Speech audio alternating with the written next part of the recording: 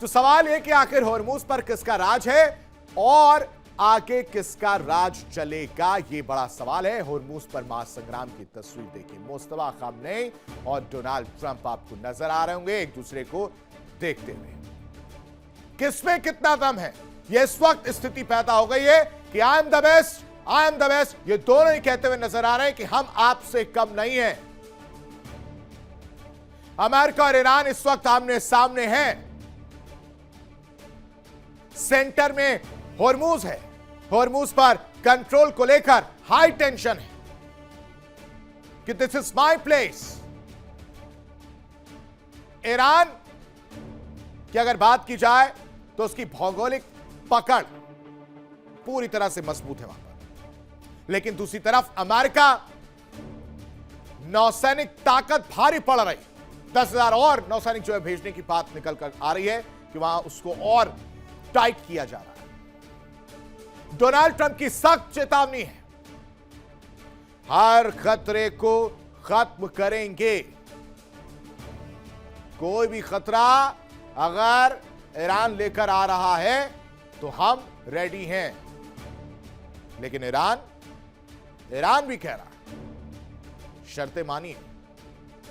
शर्तें मानेंगे तो खतरा और खतरे का डर नहीं मंडराएगा, आपको डर नहीं लगेगा। तो क्या अमेरिका शर्तें मानेगा?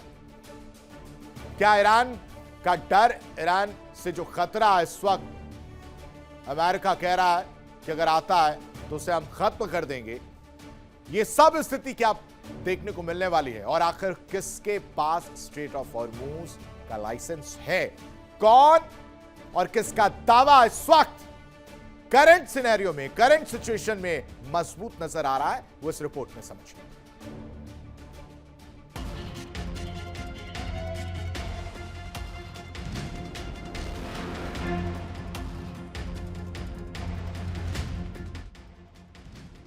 होर्मुज पर महासंग्राम।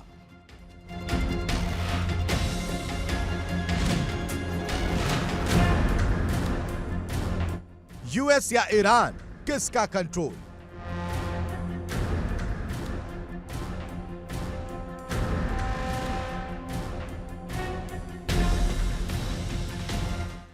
किसके दावे में कितना दम?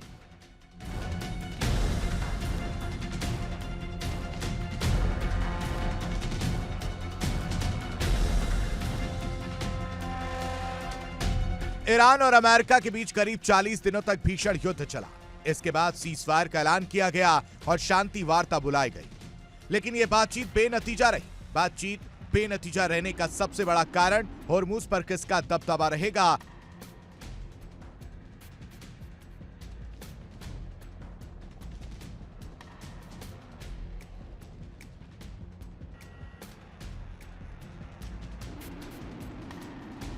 फिलहाल शांति वार्ता के बाद ईरान और अमेरिका के बीच होर्मुज पर कब्जे को लेकर सस्पेंस की आग धधक रही है। अमेरिका और ईरान आमने सामने खड़े। तेल का यह अहम रास्ता किसके हाथ में है, सवाल हर किसी को परेशान कर रहा है।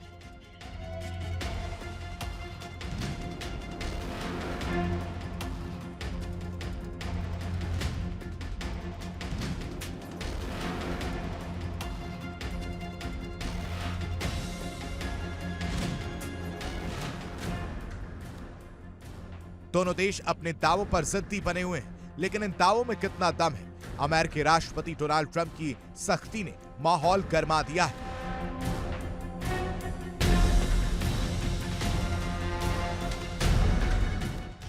ईरान भी पीछे हटने को तैयार नहीं।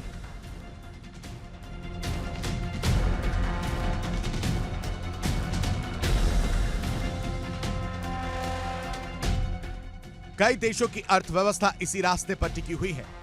दुनिया की आधी से ज्यादा तेल सप्लाई इसी रास्ते पर निर्भर है। एक छोटी सी गलती से ग्लोबल इकोनॉमी हिल सकती है। क्या अमेरिका का ब्लॉकेट काम कर रहा है या ईरान की धमकी असली है? सस्पेंस हर घंटे बढ़ता जा रहा है। दोनों तरफ से बयान आ रहे हैं। आखिर सवाल है कि हकीकत क्या है? दरअसल गुरुवार को ईरानी जहाज को अमेरिका ने होर्मुज से वापस लौटाया है। इसके बाद तनाव बढ़ गया।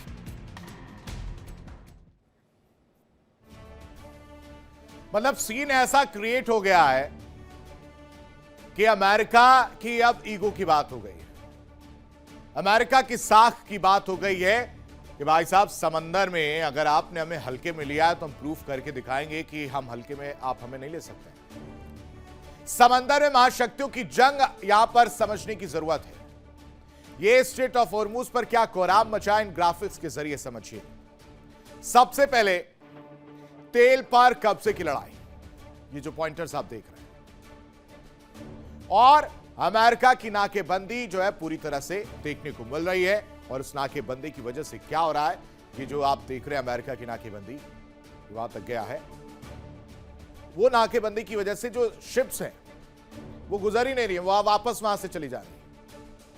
अब जब समंदर में महाशक्ति की जंग जब देखने को मिल रही, महाशक्तियों की और कब्जे की लड़ाई देखने को मिल रही है, जिसमें स्टेप उठाया गया नाकेबंदी के जरिए, इस पर ईरान जो चेतावनी देता हुआ नजर आ रहा है, वो देखिए।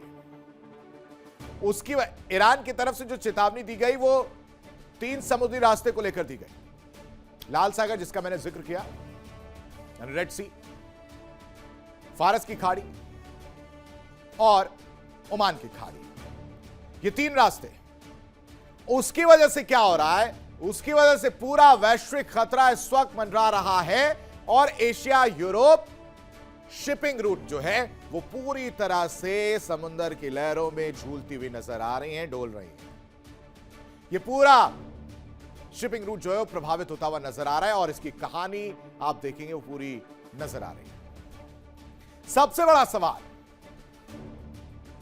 कि लगातार हॉर्मूज का जिक्र हो रहा है, लेकिन हॉर्मूज का करता धरता कौन है, हॉर्मूज का माई बाप कौन है?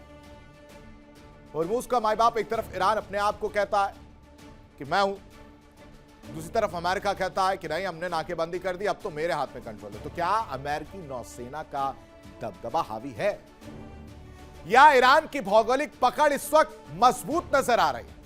दावे दोनों तरफ से और दोनों के दावे बहुत बड़े बड़े हैं, लेकिन हकीकत की बात की जाए, एक बहुत छोटी सी महीन लकीर है, एक बहुत पतली सी लकीर है, वो बिल्कुल अलग है। सबसे अहम सवाल, क्या यह टकराव फिर से जंग की तरफ बढ़ रहा है? आपको इससे जुड़ी एक रिपोर्ट दिखाते हैं।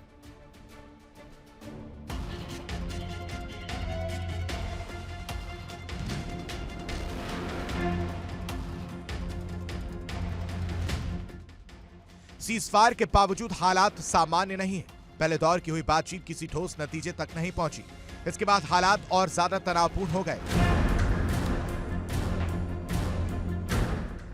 अब यह टकराव सिर्फ 2 देशों का नहीं रहा, इसका असर पूरी दुनिया की अर्थव्यवस्था पर दिखने लगा है। तेल बाजार में हलचल है, शिपिंग कंपनियां सतर्क हो गई हैं। हर देश चाहता है कि अहम रास्ता खुला रहे, लेकिन जमीन और समुद्र पर चल रही रणनीतिक चालें इस रास्ते को सबसे बड़ा फ्लैश पॉइंट बना चुकी हैं।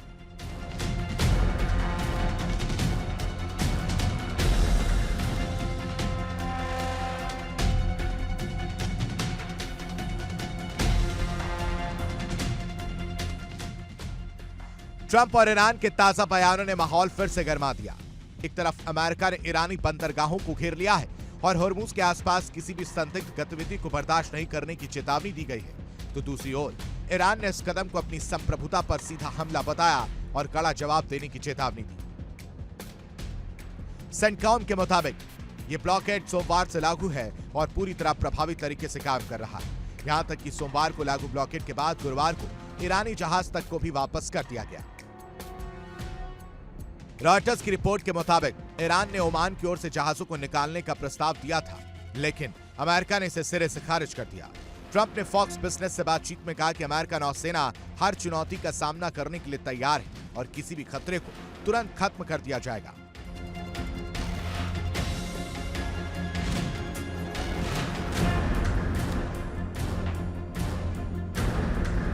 वहीं ईरान के राष्ट्रपति मसूद पेजेश्कियान ने कहा कि कोई भी दुश्मन ईरान पर अपनी शर्तें नहीं थोप सकता और हर कोशिश नाकाम होगी। ईरान ने इसे खुली दुश्मनी करार दिया, हालांकि उसने अभी तक कोई सीधा सैनिक कदम नहीं उठाया। फिलहाल हॉर्मूज को लेकर तनाव गंभीर हो गया है। एक तरफ ईरान इसकी भौगोलिक पकड़ का दावा कर रहा है, तो दूसरी तरफ अमेरिका अपनी नौसेना के जरिए फ्रीडम ऑफ नेविगेशन लागू करने की बात कर रहा है। फिलहाल ब्लॉकेड के चलते संतुलन अमेरिका के पक्ष में झुकता नजर आ रहा है, लेकिन हालात अब भी बेहद नाजुक है। और किसी भी वक्त बदल सकते हैं। Bureau report, India daily.